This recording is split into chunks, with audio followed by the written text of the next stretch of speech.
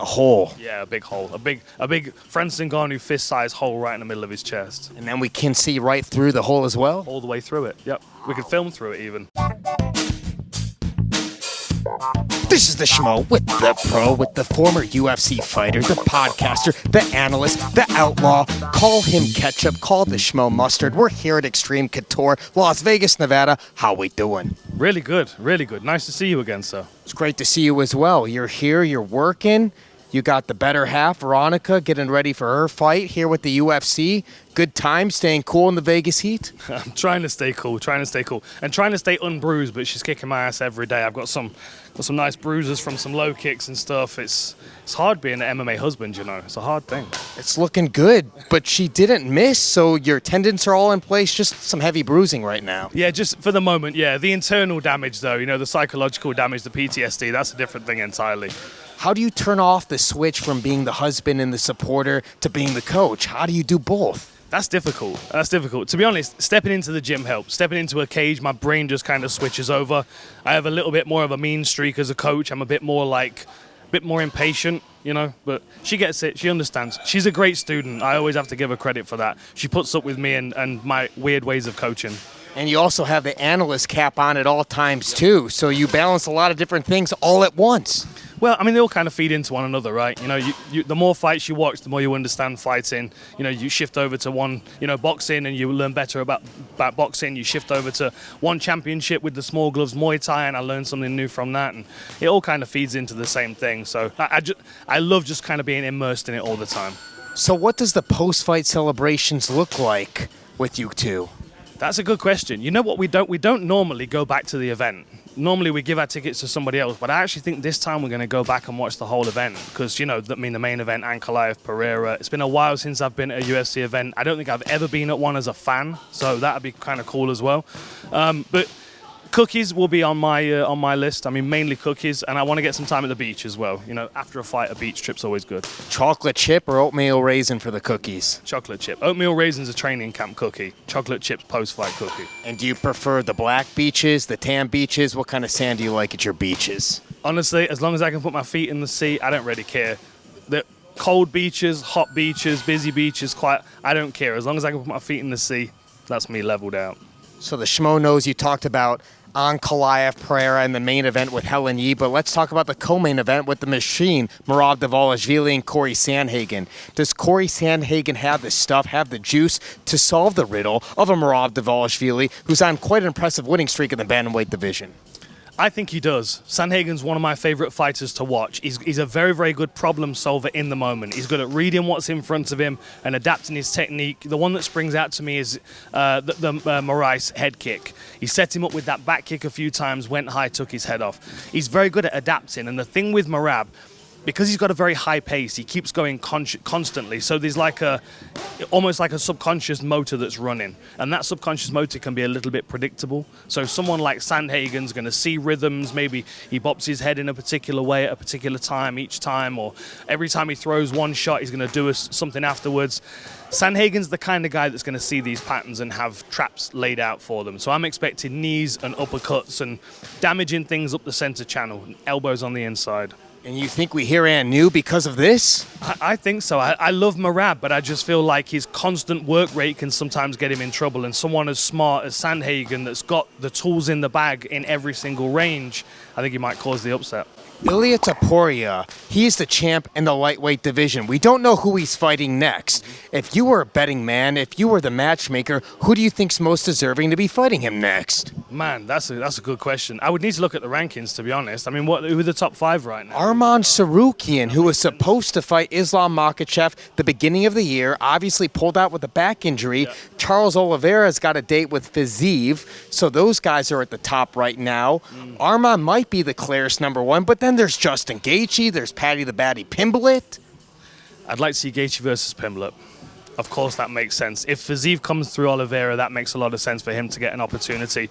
Tsarukyan versus Makhachev, that was one of the fights that I called back in my UFC days. It was one of the best fights. Over in Abu Dhabi, short notice fight, Arman Tsarukyan's debut in the UFC. You were on the call. It was amazing. The speed that they wrestled at, it was incredible. And he was only just a fraction behind Makhachev at the time, right? Makhachev was just able to pip him in each one of those exchanges. I'd love to see Sorokin get the opportunity as long as he can stay healthy, you know. And does he have what it takes to become the champion and dethrone Ilia Topuria? I don't know. I think Topuria at this weight class, I think welterweight would be a step too far for him, but lightweight Topuria, with the power that he's got, with his neck attacks, I think he holds the belt for a while.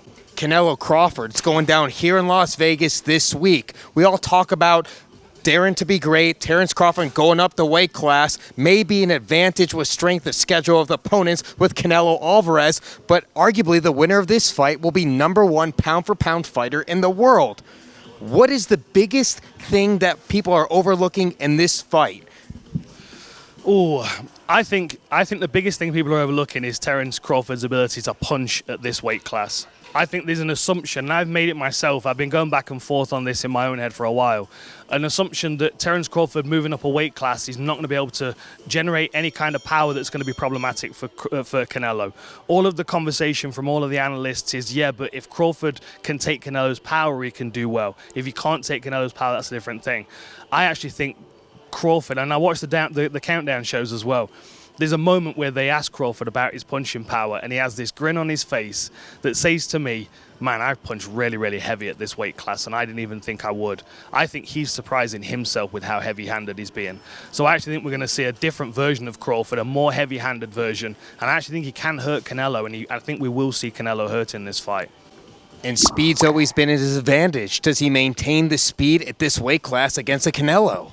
I think he does if he can maintain range. Look, we know what Canelo's going to do. Canelo doesn't need to be adaptable, right? He's a tank. He's blunt force trauma. He's going to walk him down. He's going to throw those bomb body shots at shoulders and arms and whatever's there, and he's going to eat you up. It's Crawford that's got to be adaptable. He's got to be on the back foot, and he's got to be able to keep some space between them, right? Every time Canelo steps forward, Crawford can counter him. Every time Canelo throws from a distance, Crawford can counter him. But if Crawford gets backed up and trapped against the ropes, he's going to find his arms and body getting beaten up, and that's going to slow him down more than anything else. Sticking on the theme of boxing, Darren the Gorilla Till victorious again in Misfits. How far can he take this boxing thing? Because he had a successful run as a mixed martial artist, if it's not over yet. Man, I think Darren could do whatever he wants. As long as he's focused and he turns his attention fully to it, it doesn't really matter what he chooses to do. If he decides to go back to MMA, he's going to do well. If he decides to cross back to Thai boxing, he would do well. I mean, he just looks really, really strong every time he's focused. When he's not focused, it is when, he's just not present. But when he's switched on, and he was so switched on, I mean, I hosted the press conference for that, and he was in Rockhold's face straight away. Like, he turned the volume up immediately. And Rockhold was like, he was taken aback by it, but at the same time, I think he expected it.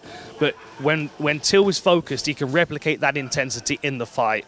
And not many people can withstand that, especially up at this weight class, Out of welterweight. Welterweight, he didn't have the same kind of power, Up at this weight class, I think he can knock any man out. So does he take this thing to become a world champion boxer? Does he want to fight a guy like Jake Paul? Where do you think he goes from here? I think it makes a lot of sense for him to fight Jake Paul. I still would love to see him fight Mike Perry, you know what I mean? I still think that fight makes a lot of sense. But, yeah, Jake Paul's the one that makes sense to me. I mean, I think Paul's fighting Gervonta Davis next, and I love Gervonta Davis as a boxer in his weight class, but he's a lot smaller than Jake Paul. It doesn't make any sense to me. I think, Jake Paul, Darren Till is probably the biggest fight that we could make outside of the standard boxing world right now, and I think it'd be a real banger. They have weight classes for a reason. That would make sense. And you were hosting that press conference. Al Kakui, Tony Ferguson. The losing streak ended. He defeats Salt Papi. Tony Ferguson, let the train continue. Yeah, that was so good to see, Look, Salt Papi is one of those dark horses because he has a good amateur boxing career. He's got good hands. He's got fast hands. He's got good discipline with his defense. But yeah, to see Tony Ferguson get back in there and pick up a win, it was good. It was good. He's one of those guys that I feel like, if maybe 5 years ago he'd have moved up a weight class, he would look very different and he would physically be, a lot stronger. I think building up in this weight class would be a good idea for him. Fill out a little bit, maybe even move up a weight class. But certainly good to see him get a win.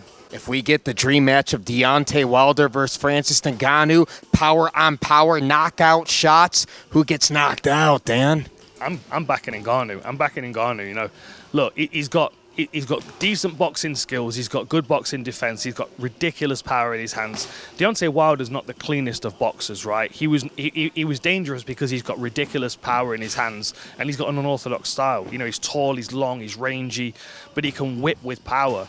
But Ngannou's a different thing. I think he punches a hole in Deontay Wilder. A hole. Yeah, a big hole. A big Francis Ngannou fist-sized hole right in the middle of his chest. And then we can see right through the hole as well? All the way through it, yep. We could film through it even. Wow. Yeah. It would look red and bloody with those lenses on, too. Yeah, absolutely would. Most things do with these lenses, yeah. It's certainly the case. Can we get a final message for all the Outlaw fans out there worldwide? Hey, I love you all. There's a lot of Outlaw fans that I hear from still from time to time that ask me to get the breakdown shows, and I've been a little bit lazy with them. We've been busy. Get back to it. I know. I need to. I miss breaking the fights down, so I'll fire a couple out soon. I'm going to do one with Paul Hughes against Usman, the rematch. That fight's got me really excited. So I'm going to do something around that. Might even do something around Canelo Crawford. I'll see. We'll see. I'll work on it. Don't tease us for a good time here.